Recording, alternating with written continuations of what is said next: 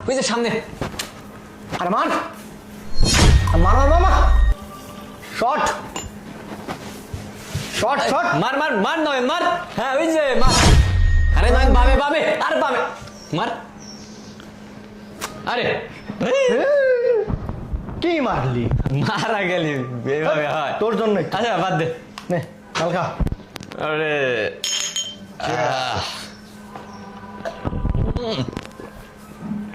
করা রে আরেকবার চিয়ার্স কর।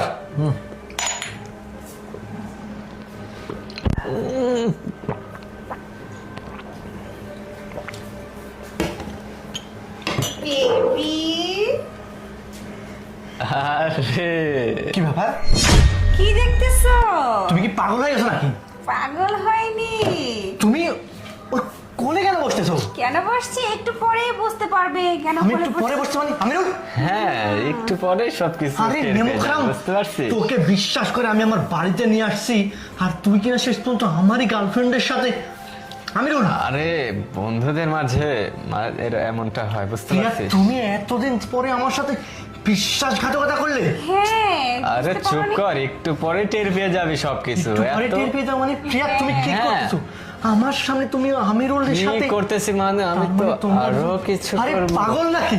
পাগল আহা। আমি না, পাগল তুমি হয়ে গেছো। একটু পরে তার টের পাবে, বুঝতে আমি পারছো? টের পাও মানে? হ্যাঁ। আমার পিছনে তোমরা তার মানে এইসব করে যাচ্ছ এত দিন ধরে? ছি! এখন সবকিছু বুঝতে পারবে কেন তুই করছি। চোখের সামনে দেখে দেখে একদম আস্তে আস্তে সে আমিরুল, আরে কি হয়েছে তোমার? আমিরুল, এই, কি হলো? আরে আমিরুল, কি হয়েছে? আমিরুল, কি হয়েছে তোর? আরে কি ব্যাপার? আমিরুল, আরে এটা তো হওয়ার কথা ছিল ওর সাথে। আরে আমিরুল এমন করতেছিস কেন? আমিরুল, আরে কি ব্যাপার?